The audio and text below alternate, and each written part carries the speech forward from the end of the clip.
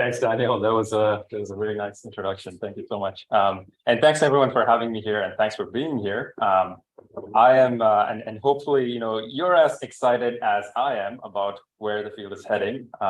So what I want to talk about today is just give you a high-level overview of where we're going. What I think we're moving towards these sort of general purpose language capable agents, right? So I'm going to keep it fairly high level, right? Touch on a few pieces of work that we've been doing in the space, but also connecting it to what's been broadly happening elsewhere, even outside of academia. And so I'm fine with keeping it interactive. So just stop me at any point, right? If you have questions, want to go into any of the details or anything like that. So as most people here are aware, right, and you already saw the slide because we were trying to figure out the clicker, language models, especially large ones, are everywhere, right? It's a fact that we've seen capabilities emerge out of these systems, and especially as NLP research, speech researchers, we're seeing them being applied in many different use cases, right? So this can be all our NLP benchmarks, right? Where you can see that models like, I don't know why it's a bit fuzzy there, but models like GPT-4, right, are actually capable of beating our best state-of-the-art models, which are trained with supervised learning, right? So these sort of state-of-the-art numbers that you see here are different models, whereas a single language model like GPT-4 can get much higher scores. And this is not just limited to benchmarks that we created in NLP, right? This is also happening in tasks or tests that were meant for humans, right? So GPT-4, for example, can now pass your AP exams or SAT exams or GRE exams, whatnot, right? So there is a caveat here.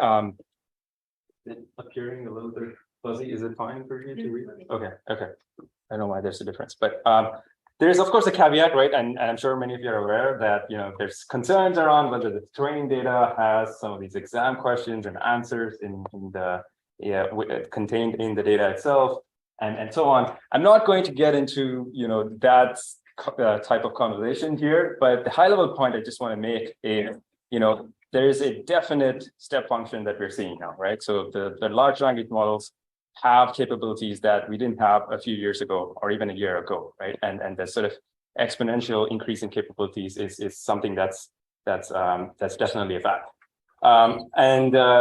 These models are not just anymore for generating just text, right? So this is I'm just showing you a picture of all the different companies that are using these models for different things, generating code, generating structured data like tables, right? SQL queries and so on. And of course, all the people in Silicon Valley are hugely excited about this because you can now think of these models as generating not just text, right? So there's so much more that you can do with these models that we're just scratching the surface on.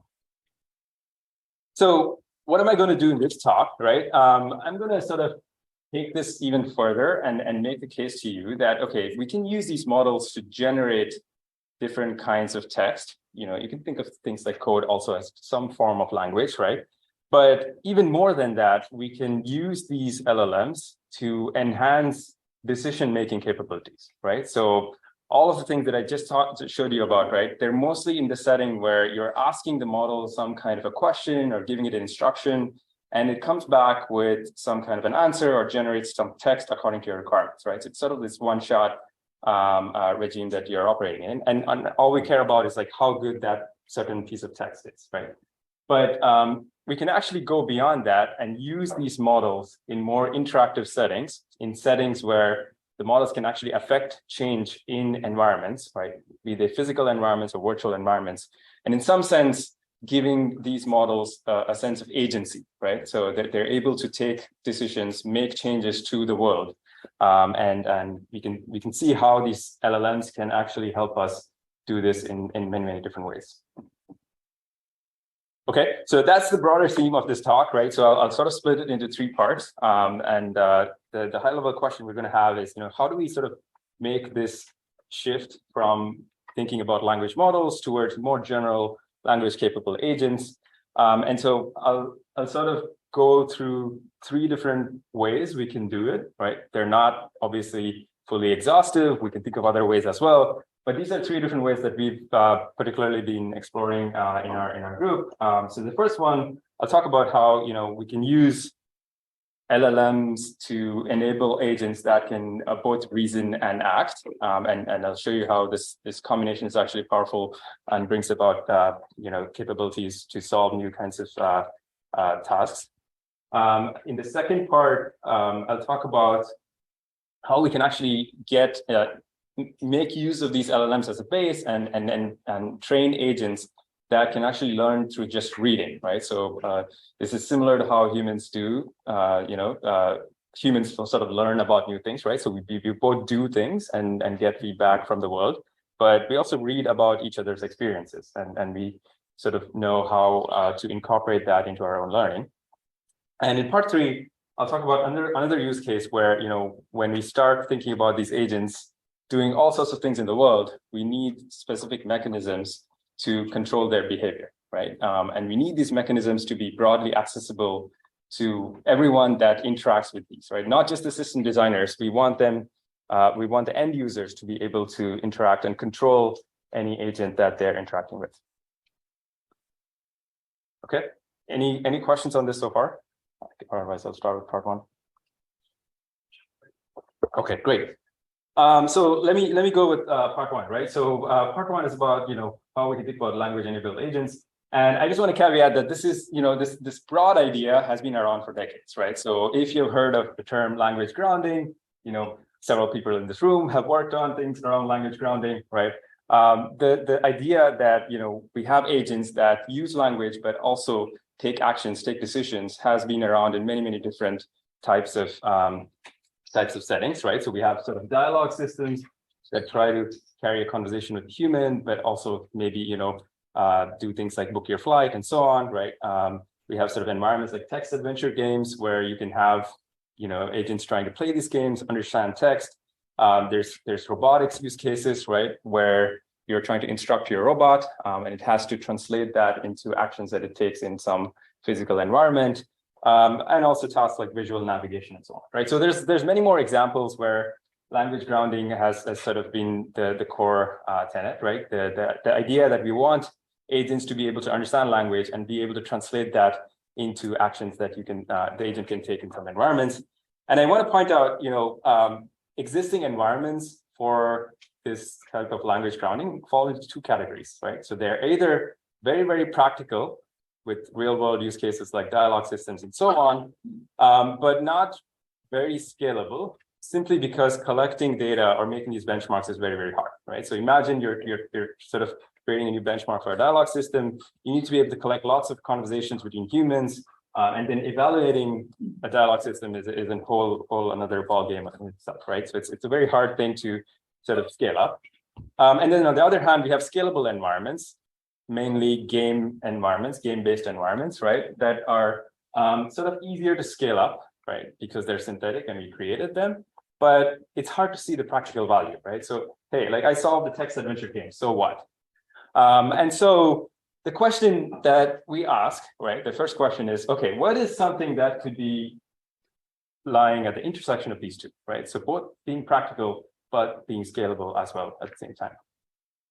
And that naturally led us to going to the World Wide Web, right? So if you really think about the web, right, it's in some sense a very large, massive simulated environment that sort of mirrors our physical environment in many different ways, right? So we have lots of these web pages, right, which are both realistic and practical, but at the same time, if we sort of build benchmarks around the web, it's very scalable, right? So if you're able to do this for a certain type of domain, you should be able to just take it and simply apply it to other domains and be able to scale up your benchmarks, right? So it's scalable, like I said, because there's so many different pages and transitions, and you can easily scrape these sort of pages and collect them. And at the same time, it's practical because, let's be honest, right? Most of us spend probably more time online than offline these days. And a lot of the things that you do every day involve things with the computer, as I see with the number of computers open now, right? So it's very, very practical because a lot of tasks that humans do nowadays are just things that you do on your laptop and on the internet. So being able to build benchmarks where we can build autonomous agents based on those benchmarks and test their capabilities has very important practical applications, which I'll talk about and give you some examples. So with these in mind, right? So we thought, okay, now we can probably build an environment out of this and make it both, have these kind of nice properties. And this sort of led towards this work that was led by, my students, Chinyu, Howard, and John, where we call it web shop, where we call the benchmark web shop. And this was a paper that was published in NeurIPS last year. And so the idea behind web shop is very, very simple, right? So we want a task where you can have an agent that has to interact and take different kinds of decisions, right? And at the same time, we want it to be scalable, easy to evaluate the agent's performance, and make it realistic, have realistic language components, right? So what we did was literally just take an existing shopping website, in this case, Amazon, scrape its pages and create our own simulated interactive shopping website, okay? So the task is very simple. Given an instruction in natural language, the agent has to interact with our environment, which is this simulated, you can call it like some sort of a fake Amazon, right? It's a simulated website where it has to navigate through these web pages, click different options, and then finally purchase the item that matches the requirements that you set up. Okay, so this is what it looks like, right? So you give a language query, something like, I'm looking for an extra large red women off-borderline winter coat, right? And you give specifications like I want it under a certain price. You can give more specifications like look at the reviews and so on, right? And so the agent, what it does is it takes this input, it interacts with the web page for you, like the websites for you, and then it just comes back with a product for you, right? And it purchases entirely for you, right? So it takes care of all the interaction with the internet and comes back and gives you a product. Just to confirm, it never comes back and asks the user for clarifications or? Not yet. Yes, that's a great question. Yes. So this is all just like one flow. It does some interactions, comes back, gives you just one product at the moment. And you're referring to it as a language agent because it understands the user language, but also the language on the web page. Exactly. Yeah, both of those. Both the instruction and the web pages have realistic language. Okay, great. So right. So it does all of that, gives a chosen product, right? And then we have a mechanism where we can actually give it accurate, robust rewards, right? So this part is actually critical because you can have a benchmark where you can do all of this, but if you're not able to accurately evaluate the performance of the agent, right, it's often harder. And this is actually like one of the things where some other practical tasks like dialogue systems are much more challenging to evaluate, right? So let me give you a sort of a video that shows you how the simulated website actually looks like. I'll just pause it for a bit. So it's a very, very simplistic version, right? So the instruction that you see on the top is what the bot, the agent would see, right? And it has access to this kind of a search bar, right, in the beginning. So it can enter any natural language string, right, into the search bar. So in this case, I mean, this is a human demoing it, but you search for something, you get all of these results. These are all real products just straight from Amazon, right? And you can go keep clicking on, right? So this is all text. There's a lot of cases where the text is actually super noisy. We don't do much filtering on this, except to remove the really obviously noisy ones. But right, so that's basically the website, right? So it just looks like a mini simplified version of Amazon. You can go ahead and keep navigating, keep going back in time. And then the goal is to select a product that meets all the specifications that you set out in the instruction. Yes? Other details about the search bar and Okay, excellent question. Just keep that in mind. So I'll explain what the search engine actually is. It's a BM25 based engine, but yeah, if you improve it, you'll probably have different kinds of results. But we kept it simple for a specific reason because we want the agent to be interactive. And is there always something whose score is going to be 1? Yes, there's guaranteed. Yeah, there's. Yeah. But the thing whose score is 1 is just the thing that satisfies the user's requirements best, not necessarily perfectly. It should satisfy it perfectly. The way we construct it guarantees that. So we construct instructions based on based on the product. Yes. Yeah. So there could be multiple products that give you a 1 though. Okay. Yeah, as long as it's satisfied. Okay, let me show you some more then. Before I talk about how we constructed it, right? So I'll just point out a few key features, right? So what this is showing here is just how a navigation through the web pages look like, right? So you have like sort of searching and so on. So first of all, it has these realistic language and vision components, right? So there's images of the products and also that you need to reason over. So we have these components in an interactive setting. So that's something that we wanted to make sure. Second, it's scalable, right? So we actually started off with a very small, couple of domains on Amazon, but it's really simple to just scrape more of these domains and add them in as we went along, right? And the data collection process is super simple. So scraping the websites themselves are easy, but also collecting human demonstrations is also not too hard because humans are so used to interacting with websites, right? So this is something that they don't need to learn to perform a task, right? So they already know something like shopping, which you do every day almost, right? So you know how to sort of navigate these websites and give these kind of demonstrations. And then a couple of other things where basically, we have a way to have give concrete rewards that guarantee robust evaluation. And then the last part, which I thought was really fun, was we are actually able to train agents on web shop and literally just deploy it to buy things on Amazon or even other sites like eBay, right? So this sort of like sim to real transfer that occurs because we're making sure the benchmark itself has realistic language components. Yes. So is it possible to add an instruction condition on a previous instruction? Oh, great question. No, this is the same question, I guess, similar to what Jason asked. At this point, no, but we're working on a version where you can actually follow up. So one last question, maybe the reward, the evaluation time is not too hard to fathom. How do you figure out rewards at training time? Because I presume we don't have an exhaustive reward for every user need and every item that could take sense. And you only said that there's at least one item which has reward 1 because you constructed the query based on that. Yeah. But there are a whole bunch of others, some of which may be 1, some of which I saw in your example, some of them were 0.5. Yeah. Especially the color wasn't red or something, I couldn't. Yeah. Or why didn't get reward 1. Yeah. But how do you get the reward for all the things that it could retrieve at training time? Okay, excellent. Yeah, so the way we do this is, maybe I should just go onto this slide and talk about this, right? So I'll just come back to this very, very soon when we talk about rewards so that you have a sense of the data, right? So, yeah, so I'll just briefly tell you how we created this, right? So we scraped over 1 million products from Amazon across these 5 categories. You can add more categories and subcategories. The state itself that the agent sees at any point is the web page HTML, right? So we chose to go through the text-based route and not the pixel-based route because, it just made sense. When you're operating with web pages, you have access to the text. You might as well operate over that, right? Whereas for humans, it's hard to reach HTML. But we basically do that. You could also have a pixel-based version and try to train your bot because the web shop environment allows for that, but we didn't do that. And then for actions, there's several actions, but you can think of them basically as being 2 types of actions, right? You can either search for things where you're entering a query, and so you can have an infinite branching factor depending on the query.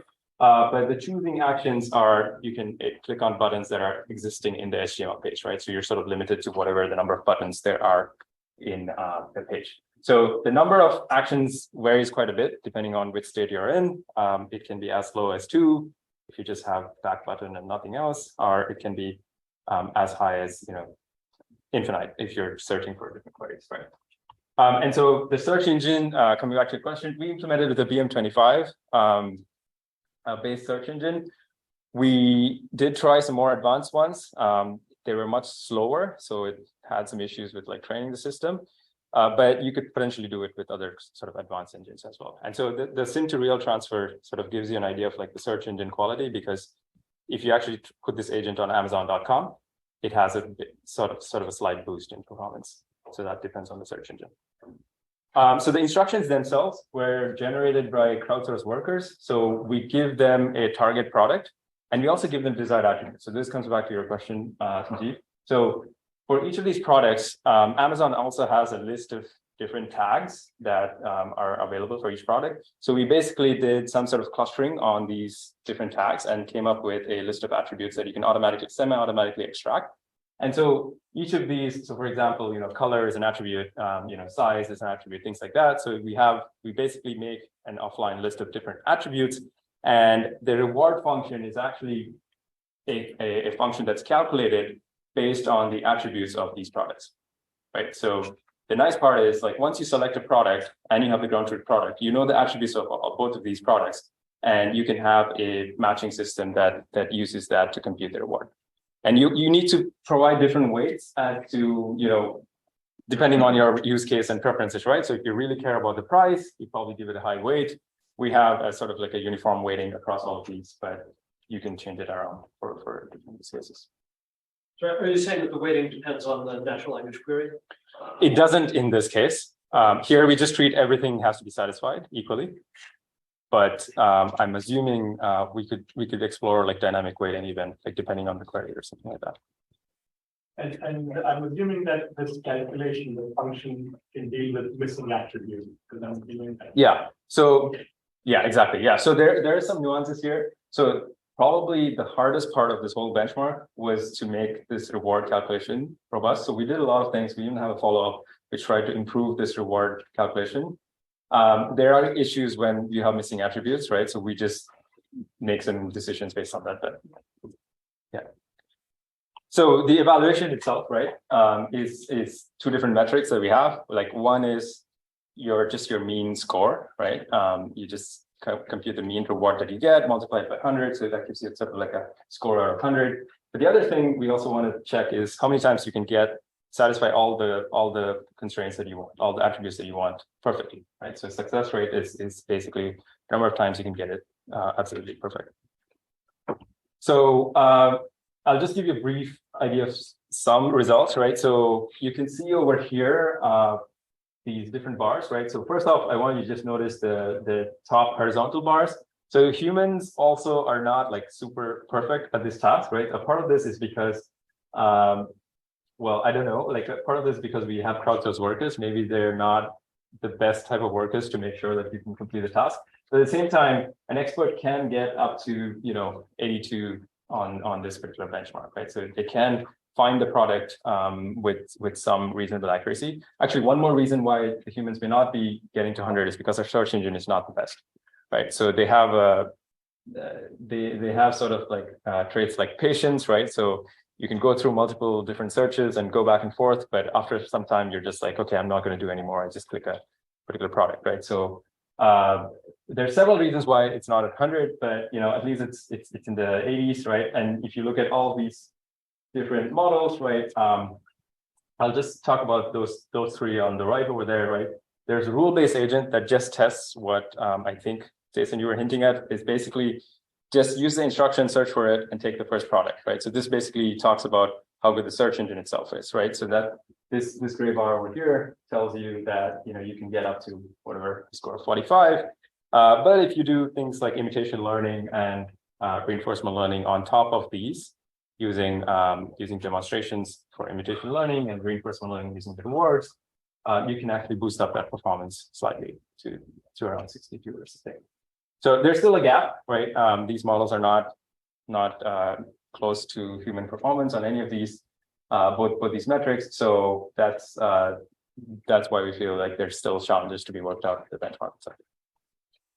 And so the one point I want to make is, the LLMs that are used here are basically the BART model to generate these queries, and then a sort of ResNet and BERT type architecture for actually reasoning about these pages. Okay, does that make sense? All right, and then I'll show you the sim to real transfer result, actually, which was... I actually do have one question about yes. that. So with the selecting choices, what is that condition of? I mean, the choice here looks like, there's a whole bunch of buttons. Yeah. So those, I don't know if you're, if you've got attention over the HTML page and previous choices, or... Yeah. So you get, you basically get a set of, the way we did this was like you feed in each choice one at a time, along with the context, the HTML, and then, the whole page, right, with everything, the buttons, and then you say, okay, I'm going to click this button, and then you rank that using a Q file. Like you use BERT to get like the Q value of that in some sense. And this encoder also gets to see the user's query. Yes. But not the trajectory through which they got to the current page. It has some history. Yeah, it can see that. Yeah, it can see part of the trajectory. Does that help? Do you have to? It helps to some extent, but not that much as we want to. Yeah, I also think maybe the architecture and the model itself is not that powerful. The way that we used it. Yeah.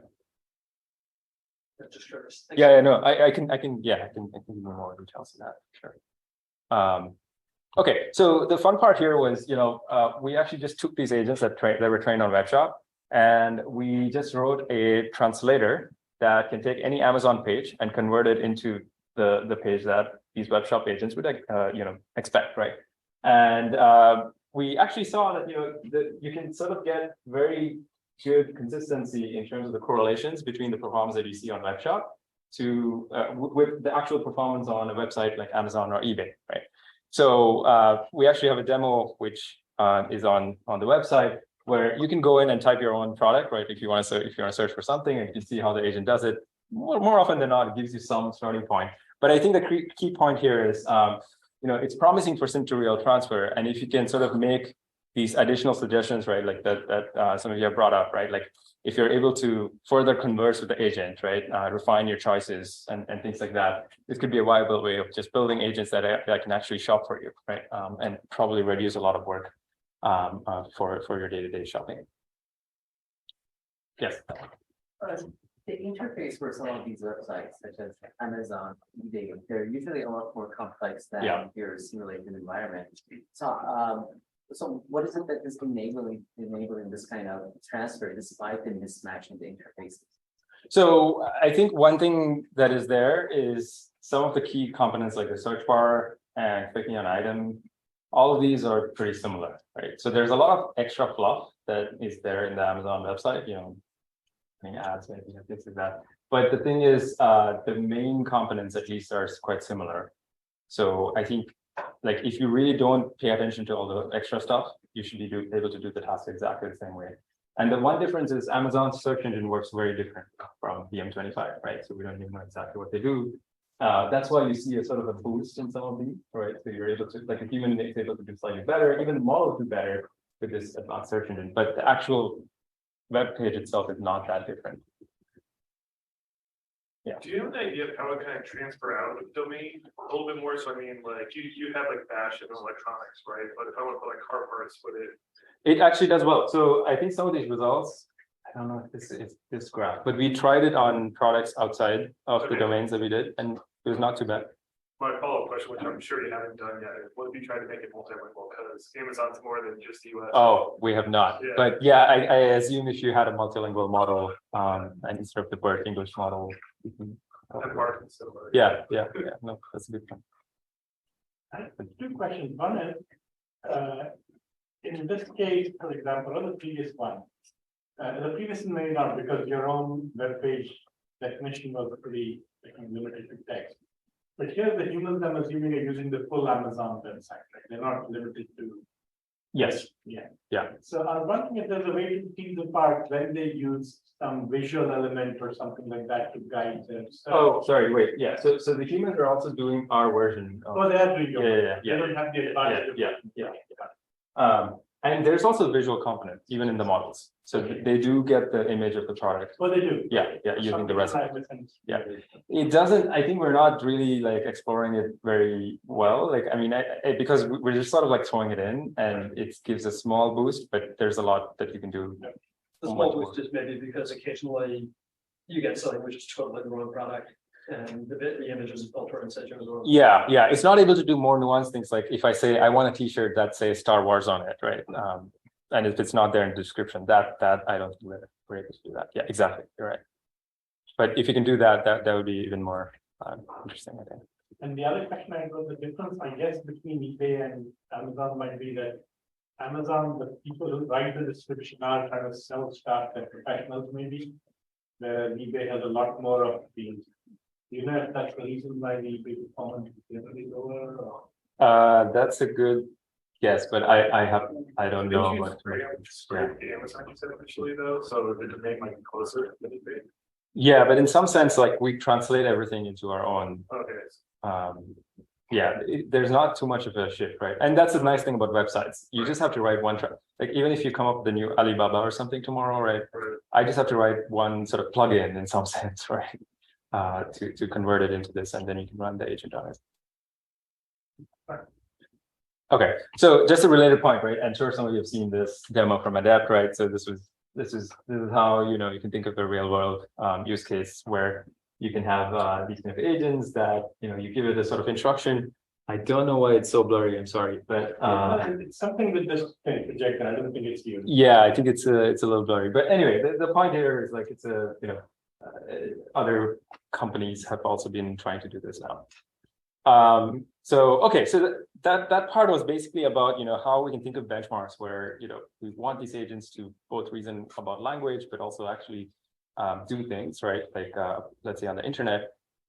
So the next part, what I'll talk about is, okay, we got LLMs to act, right? So we got them to take actions, but how can we get them to act smarter, right? And this is basically some work that we're going to present later in iClear. It's called React, and the idea here is we're gonna think about combining both reasoning and acting in these large language models. It's in collaboration with some folks at Google. So just to start off, right? So what is the high-level motivation here, right? So I'm sure many of you are aware of this idea called chain of thought prompting, right? So this basically builds on the sort of notion that you can use language models not just to produce an answer, but also produce a reasoning that leads to that particular answer, right? So a simplistic way of thinking about this is you feed in some examples and ask the model a question. Instead of just generating an answer, it sort of does this multiple recursive processing, some sort of reasoning trace that it's doing, and then it generates the answer, right? And there's been multiple studies that show that you can actually improve the few-shot accuracy of these large language models with chain of thought. And so we have this on one hand, and on the other hand, right, we've sort of seen many demos where you can actually use these LLMs as fundamental blocks and use them to enable intelligent actions that you can take in different environments, right?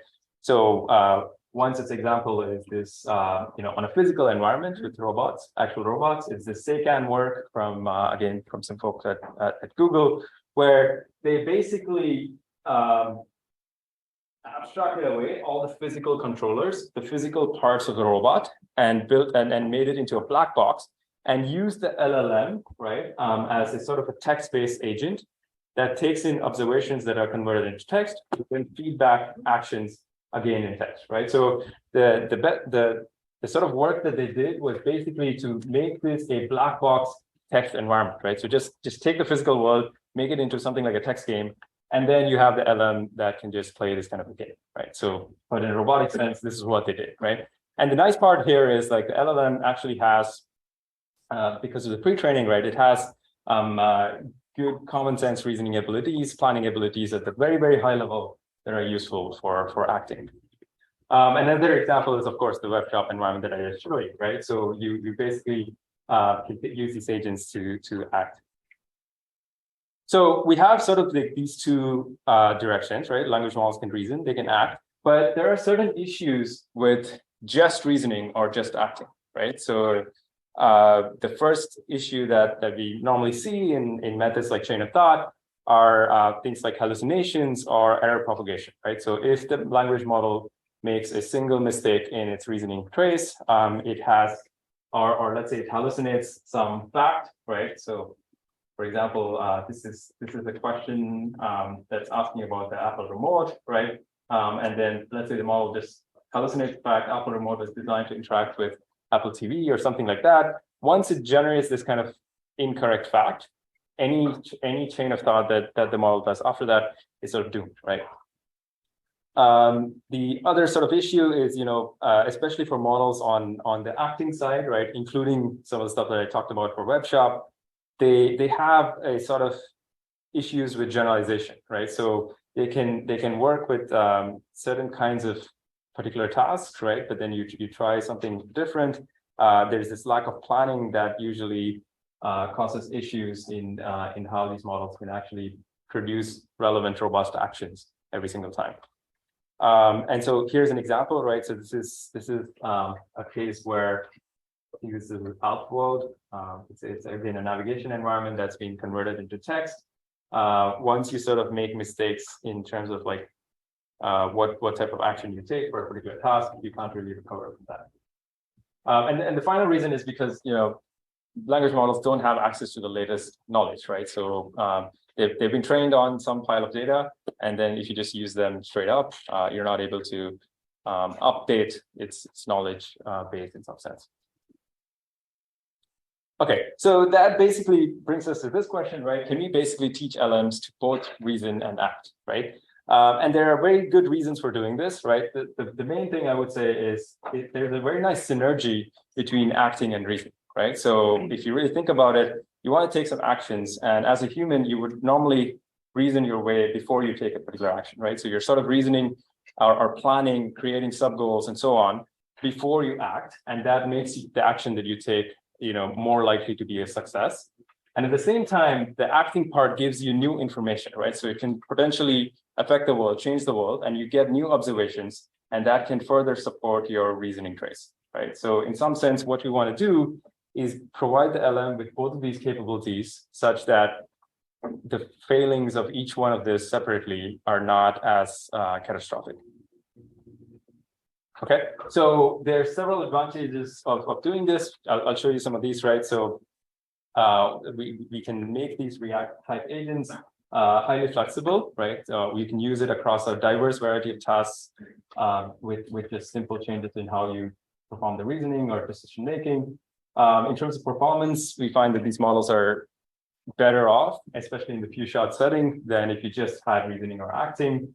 And a final thing, which we've not explored as much yet, but I think could be very interesting, is issues of alignment, right? So having these reasoning traces provides an extra measure of interpretability in terms of how these agents act. And I'll show you how we can actually use that to both diagnose errors as they happen, but also use it to have some sort of human in the loop control of the agents. Okay, so let me just give you a brief overview of what this React agent actually looks like, right? So there are several options for training these kind of agents, right? So you can use supervised learning, you can use reinforcement learning. We actually just in this paper focused on just in context, providing in context examples. And we found, if the language model is big enough, with a few examples, it works decently well, at least to just demonstrate the paradigm. And so we set up this using, one of two large language models, either the PaLM model or the GPT-3 model. And we tested it on a variety of tasks, so including multi-hop question answering, hot QA, web interaction, the web shop environment that I showed you, sort of text games, robotic navigation, and these kind of different tasks. And just to give you an idea, right? So we're going to do similar kind of things to what I talked about in web shop, right? You can basically design an action space in language for any task that you're considering, right? So if you're considering something like multi-hop question answering, you may want to be able to search over different knowledge sources. You may want to look up whether a particular string exists in a paragraph or in a sentence, and then you want to provide a final answer, right? That would answer the question that you're trying to do. Okay, so more concretely, right? Let me give you an example just for the reasoning tasks, right? So we looked at Hotbot QA and Fever. These are classic NLP tasks that have been around for at least a few years now. And Hotbot QA is basically dealing with, you have a question that requires you to reason over multiple paragraphs, right? So you have these multiple paragraphs, and you have to make connections between these and then provide the answer. And Fever is a fact verification task, right? So you have a claim and you have some facts provided to you, and you want to make sure you want to predict whether the claim is sort of supported by the data that you have, the information that you have.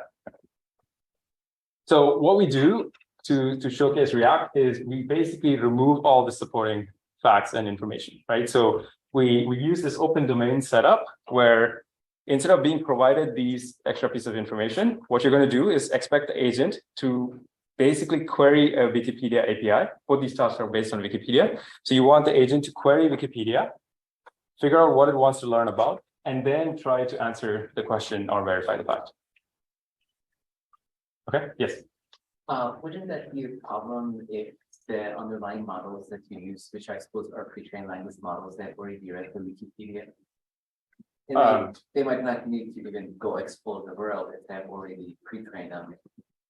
Oh, that's a good question. So we have baselines where just to test that, like straight up how you're going to just produce the answer.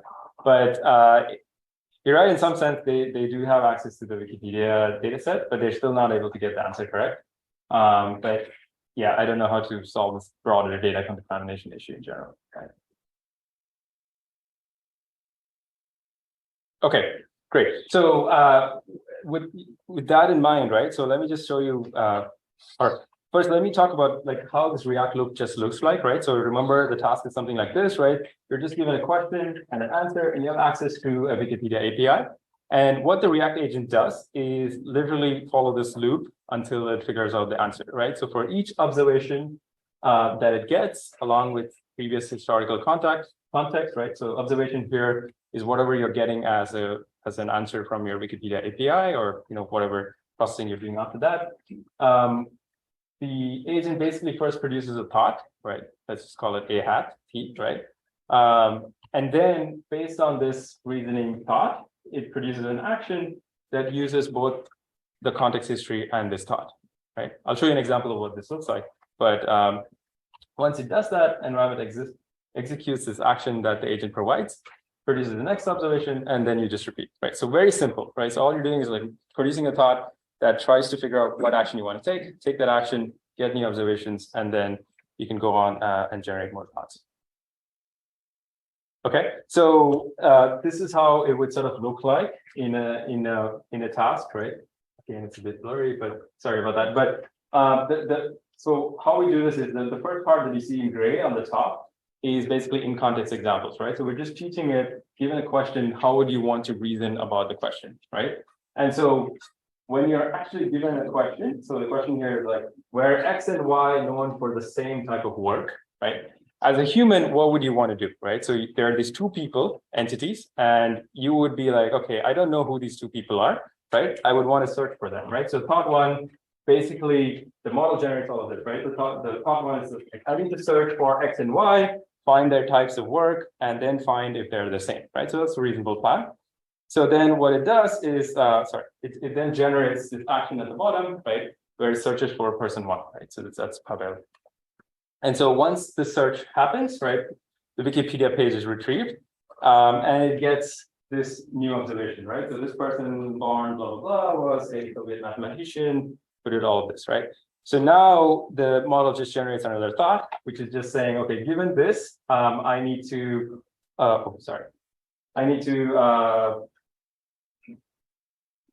right. So this person is a mathematician, so I need to search for the other person next and find its type of work. So okay, there's some issues there, but still, right? So now the model knows that this person was a mathematician, and then I have to find the page of the other person and then find the type of work that they do, right? And so you can do this in a repeated fashion, right? And then figure out, okay, the other person was also a mathematician and computer scientist, and then after all of that, when the model is confident, it can just predict and give the answers yes. Right, so that's basically all it, right? So and what we're doing is for each of these actions, you want to make sure that it can access any API or any sort of tool that you provide. Okay, so once, yeah. So this is all just factoid questions, right? That you have. Hotbox QA, yes. Yeah, I mean, it has some more questions that talk about versus was this what type of questions are you thinking about there? So there are like reasoning questions, there are like factoid questions. What I mean is like there would be a difference in the thought action pairs that you would get for reasoning based questions and factoid questions, right? So is there like yes, so I think it depends on what you mean by reasoning, but there are some questions that involve you finding different pages and then abstracting away concepts and then checking whether that concept exists. I'm going to hotspot, but Fever has some more if you want to call that reasoning, right? Like figuring out whether this claim support the evidence or not. But you can do it on that. Yeah, these examples are just from Hotbot. Okay, so I'll just quickly show you some results, right? So just keep in mind that all of these are few shot results, so they're not very comparable to the state of the art, except in those two cases. But the first two columns over here are more, traditional NLP tasks, I would say, like Hotbot and Fever, right? That deal with answering questions, and so they're trying to go more for reasoning over text. The other two here are more interactive settings. So AlphaWorld is a port over of Alfred, which is a multimodal navigation, visual navigation task. And WebShop is just the environment that I showed you, right? And so if you use few shot prompting, this comes back to your question, Daniel. With just the language model, you get, some accuracy around 28 and 57 for these two. If you use chain of thought, it improves it slightly. And then if you just take actions with this Wikipedia API, right, again, you become worse on the text-only tasks, but that's sort of our baseline for the action tasks. And then if you use React, you're able to get a boost, basically because you're able to, use this extra information and probably reason over these different actions that you're taking. And the interesting thing here is we were actually able to get higher performance on these interactive action-based tasks than even the state of the art. So 37. This was state of the art for AlphaWorld, which has a few papers, and then this was our own WebShop work that used close to almost 90K different demonstrations, right? So all of this was without any imitation learning, no supervised learning, no reinforcement learning, nothing, right? It's just purely in context examples, whereas all of these state of the art numbers over here use some sort of training on top. I guess there's an interesting question. What would happen if you used parameter efficient fine tuning? Yes. Okay. That's a very good question. So we actually wanted to do some fine tuning on the. It's been difficult to do it on this Palm 540 model, but yeah, even with the parameter efficient stuff, because the code base has been a bit of a nightmare to work with. But that's a very good point. I think we should be able to push this up even more with both the fine tuning and the RO. So for these columns, my understanding is that you use different demonstrations for each data set. Mhm. I guess one natural question is there seems to be some specificity with respect to the assumptions of the data sets, and whether it is possible to have any generalization to data sets or the questions that have little to do with your demonstrations. Have you tried that generalization? That's a good question. No, I don't know the answer to that. I think all of these were just, 6-shot demonstrations for each individual task. But that would be an interesting question, whether you can have like a meta reasoning sort of commandments or something like that, right? So where you tell the agent how to think about different kinds of tasks. Okay, so let me also show you something that's interesting, right? With React. So this was the thing that I talked about, interpretability, right? It's coming back. All right. Okay. So the example here is that of AlphaWorld, right? So there's basically a task where you're trying to put 2 keychains in a safe. I'll read it out, right? And so what happens with React generally, right? Like when we try the React model off the shelf, it makes a mistake in action number 17. Okay, so it does well till then, and then makes a mistake here, right? I think it assumes incorrectly that the keychain is in drawer number 4 or something like that, right? So what happened is that sort of throws it off a little bit, and it doesn't accomplish the task, right? But the nice thing is that you can go back, look at this trace, and see that okay, it actually made a mistake in this particular thought. And if you just go and correct that particular thought, or you can even look at 2 different mistakes that it made. If you go and correct that, and then run the agent again after that, it succeeds on the task itself, right? So basically, you have a reason for why it made the mistake, and you're able to correct it by literally just changing the thought. You can just go and edit it, right? And then afterwards, if you just run the model from there, it's able to complete the task successfully, right?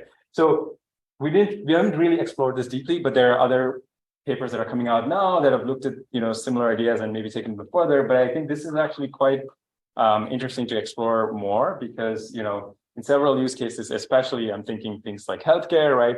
When you want autonomous agents to take decisions, you want to be able to have some level of confidence that you can interpret those decisions and then potentially also control or edit or, have a human in the loop, correct the mistakes of the agent itself and be able to sort of recover from that error, right? So, yes.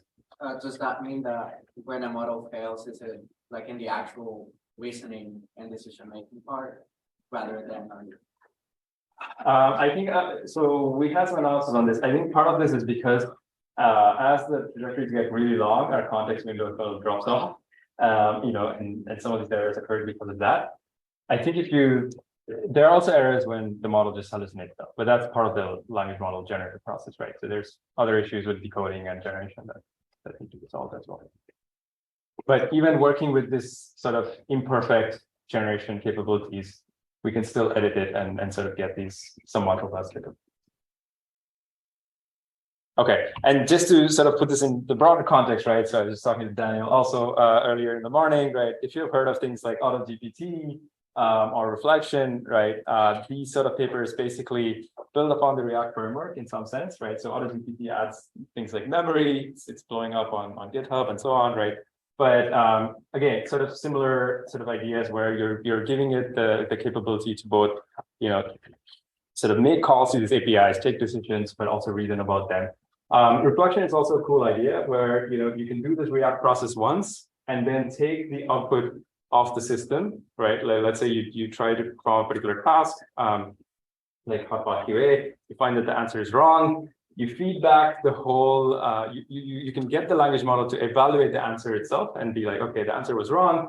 What can I do to change or edit my reason, right? So basically the human going and editing that I just talked about, you can replace that with a model. And if you do it enough number of times, it turns out that you can boost the performance, right? So basically you can get the model to just sort of revise itself and edit its own reasoning and answers to get better.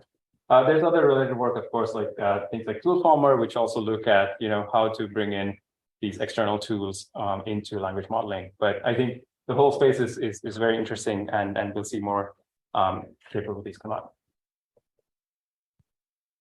Any questions on before I move on to part two? This no. Okay, great. So I'll switch gears a bit now, right? So I want to talk about two different other directions that also interface with language models and agents that act. So this part, I'm going to call it, agents that learn by reading. And what I mean by that, just to preface it, right? So I think many people here are probably aware of reinforcement learning and its successes, right? So we've seen things like AlphaGo, right? OpenAI teaching a robotic hand to solve Rubik's Cube and so on. So these are all great, but if you have trained your own RL agent, this is usually what it looks like, right? It takes ages before it learns anything, and that's mostly because it's a purely trial and error process, right? I mean, there's techniques where you can make it smart trial and error, but all it's doing is it's trying to explore the space, figure out different things before it can successful, and it probably takes like millions of tries before it can land this lunar lander. And if you compare this with humans, we didn't have that many chances to land a spaceship on the moon, right? So we had just one shot or maybe two shots, right? And then we were successful in landing this kind of thing, right? And so if you think about it, why were we successful? It's because we used extra knowledge, right? So we knew for a fact that, let's say, the gravity of the moon was less than that of the Earth. So you need to, make your thrusters act in different ways. It's not good to let the ship spiral out of control, things like that, right? So we're basically able to take advantage of other sorts of knowledge, right? Which we read in many different ways. And we're able to use that to learn a policy, right? So we're able to use that to learn how to act. And so the question here is like, can you get agents to do the same, right? So reinforcement learning is all about learning by doing, right? You do multiple things, get feedback, and then learn. But can you also get agents to learn by reading things, right? And the reason we want to do this is just think about it, right? The human, So we basically, as a civilization, we've been storing our knowledge in written form for decades and centuries, right? And even millennia.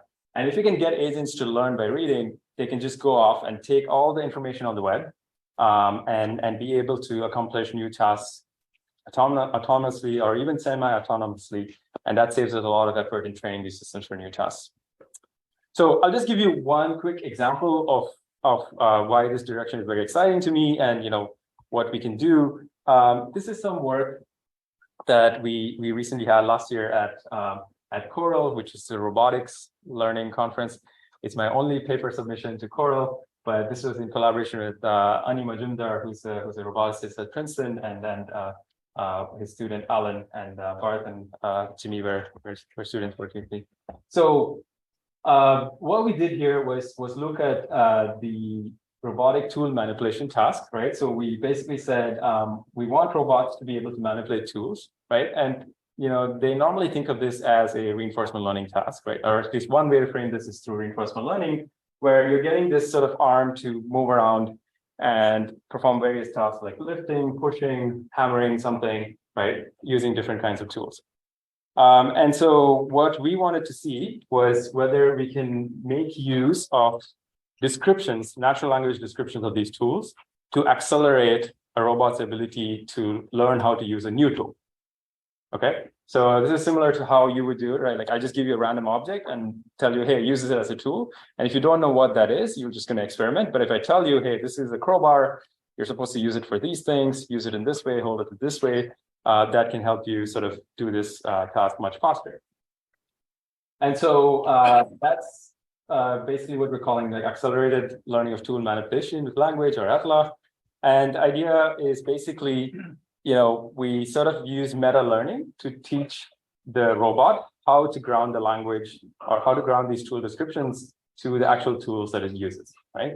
So this basically means that during a training phase, we have a set of K tools that it sees. It can interact with these tools and perform multiple rollouts. And each of these tools has a set of corresponding textual descriptions, right? So in the beginning, the robot has no idea of what language is, what these text descriptions are talking about. But we can basically perform this meta training procedure to teach it how to use these K tools, along with learning how these descriptions map onto the different capabilities of these tools. Okay, and then the meta testing is where we want to showcase, how language can help, right? So we give it a new tool along with the corresponding descriptions, and our goal is to see how quickly the robot can learn to use the new tool given a certain compute budget. Okay, so here's the setup, right? So the video on the right will show you how these tasks actually look like, but we didn't do it on an actual robot, but this is on a pretty realistic simulation of this Franca Panda arm that Ani and his team have. So this one has 7 degrees of freedom. It's sort of made in PyBullet, and the RGB cameras are pretty realistic in terms of what the robot can actually see, right? It's 128 by 128 pixels. We have 36. We collected sort of 36 different tools. So these are CAD models for these tools. So you can manipulate them and so on. So we made 27 of these for training, 9 for test. And then we considered these 4 different tasks: pushing, lifting, sweeping, and hammering. The video sort of shows how these work.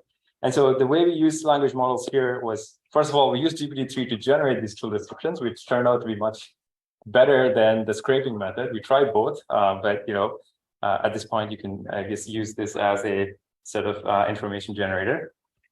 And then for getting the vector representations for each of these descriptions, right, we used a BERT-based system, right? So that can give us the vectors. This can then be concatenated onto state observations that you're getting for the policy.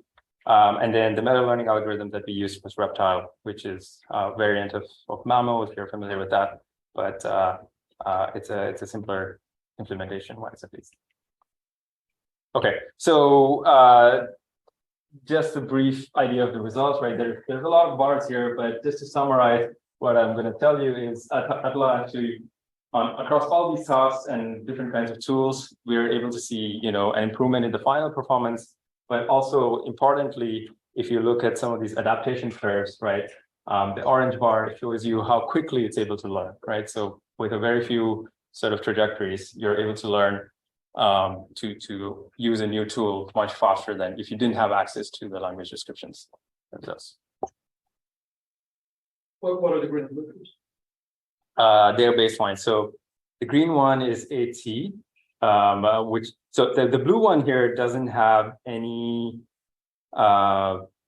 Sorry, SAC-LA is basically a non-meta learning version, which has the text, access to the text, and AT is just meta learning without access to text. So the green one is just meta learning. Blue one has access to the language descriptions, but it doesn't do meta learning. It just concatenates into the policy. So one thing I think you didn't say is how the text is incorporated into the PUMDP. Is it like not part of the PUMDP, but part of prior policies or something? Yeah, I didn't want to go into too much detail, but yeah, to answer that, right? So exactly. So the difference is if you want to just do SAC actor critic, we would just sort of throw it into the policy. But this is actually in the meta step. So it's basically trying to condition the second order gradients such that right. So you get the first order gradients from each task, and then you condition the second order gradients also on the language part so that you learn to efficiently adapt to a new tool quickly. So that's the conditioning on like how you can use the properties of the tool to decide how to explore even how to operate with the tool. Okay, sounds interesting. Yeah, it's in the paper, I guess. Yeah. Any questions? No. Okay. All right. I have till 15, or should I end earlier? Okay, I can just quickly talk about this stuff. We have the room till 1:15, but people have questions. Okay, I see. Okay, let me just quickly give you a high-level view of this because I think this is also quite timely, right? So the last part is just around how we can control agent behavior with natural language, right? And so the case I want to make for this is I'm sure you're all aware of how ChatGPT works in some high-level sense, right? And everybody's talking about reinforcement learning via human feedback, right? So RLHF is the new term that's being thrown around. And so the reason that OpenAI and other companies want to do RLHF is to make the model better at following instructions, but also, to prevent sort of toxic outputs being generated by the model, right? So if you actually go to ChatGPT and ask it to say something bad about aliens or some other entity, it would say, as an AI language model, this term is probably very familiar if you've also been looking at Twitter, right? As an AI language model, I cannot make these kind of claims. I won't talk bad about certain people and blah, blah, blah, right? So the sort of consensus here is, RLHF is this nice way of doing this because, you can get humans to rate outputs, think about whether they're toxic or not, and then, sort of weight down the probability that the model will actually generate these kinds of outputs, right? But what we actually find is, okay, this kind of works if you just give it, generic context, but it turns out that you can actually jailbreak it or break it in many, many different ways, right? So one particular way that we found to be pretty consistent, and this is a recent paper that we just put out on archive, was as long as you just give the system some idea of like it should behave like a certain persona, it can, all of this RLHF basically fails, right? So so an example here is you just say speak like Muhammad Ali and say something about aliens, and that's what comes out of ChatGPT, right? So this is kind of well, in some sense, you can say, okay, it's actually trying to speak like Muhammad Ali, right? But you don't know for sure, right? So that's really like the crux of what we're trying to say is that this has interesting consequences, both in terms of whether RLHF is sufficient, but also defamation claims and so on, right? So the way we did this is we just basically did a large-scale study. We got a bunch of different personas, right? So asked ChatGPT to talk like different kinds of people, right? Both specific people and also groups of people, journalists and so on. And then you ask it about various types of things, right? Gender, race, country, profession, all sorts of things, right? So the idea is these are personas, and those are things that target entities that you want the system to talk about. And the quick finding here is, the sort of toxicity scores that if you evaluate using some some metrics like the toxicity, real toxicity prompts, and so on. This actually varies quite a bit across the different kinds of personalities that you give it, right? And some of these may make sense in some level, right? But again, like I said, this is not really, it's hard for you to say whether that person actually should be toxic or not, right? So the model actually has these biases, even though you're sort of having these measures in place, right? So interesting thing here is, journalists are more toxic than business people for some reason. So, and the other interesting thing, which this actually, I think, goes back or has some implications for our LLM specifically. So we also looked at entities that are being talked about and rated the toxicity of the outputs when you're trying to get ChatGPT to talk about them. And the interesting thing here is they're not all the same. That's number one. But the interesting thing is that the trend is actually different from what you would expect from the data it was trained on, right? So let me give you an example, right? So something like if you look at the different kinds of races over here, the toxicity is actually lower on races like African or Asian compared to Northern European or Southern American and so on, right? Now, I'm not saying that they have to be higher, right? But this is, this is something that we know from other studies that usually the internet has a lot more toxic content on these kinds of groups compared to this, right? Ideally, we'd want all of them to be low, close to zero, right? And so what this raises are interesting questions about how RLHF works, right? So what is happening, and again, this is a hypothesis, is that we're probably having people give more feedback around specific groups, but which is pushing down toxicity scores for those kind of groups, right? And that's because, the way you give the data for humans to rank and so on, those are different considerations that you choose, right? But the main point is RLHF is just acting as some sort of patching where you're sort of throwing darts on, on a particular board, and you're not really guaranteeing that you're fixing the sort of issue at the root cause, right? So there's a lot of interesting things here that we can further study and figure out how to actually solve the problem at the root cause. Okay, I'll skip this. These are just examples. And so what I wanted to basically, and maybe I'll end here, say was, many things that are revealed from this kind of study, right? First thing is, LLMs seem to be very interesting and excellent simulators of environments, rewards, and agents, right? So the persona study sort of reveals that you can sort of project the LLM onto different subspaces and actually elicit behavior, even if you're trying to control it and not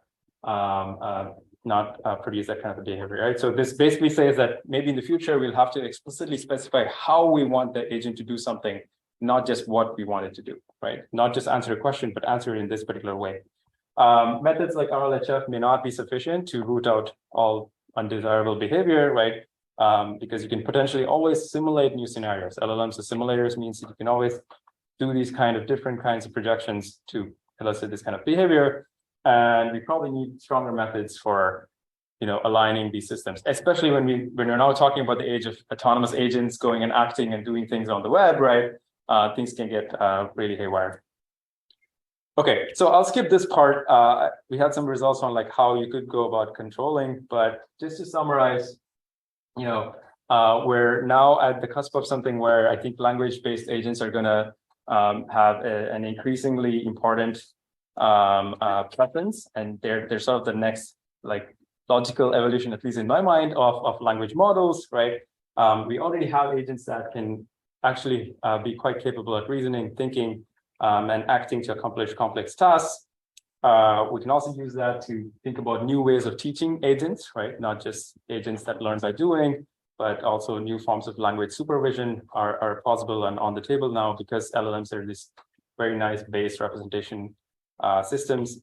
And with such capabilities, of course, there's also potential for these kind of misaligned behavior, right? And I think this is a conversation that is actually increasing in importance across different spheres, but we sort of need these strong measures to ensure the safety of LLMs, especially if they're going to form a core part of autonomous systems in the next few years and in the future, right? So I'll stop here and happy to take questions if you have time.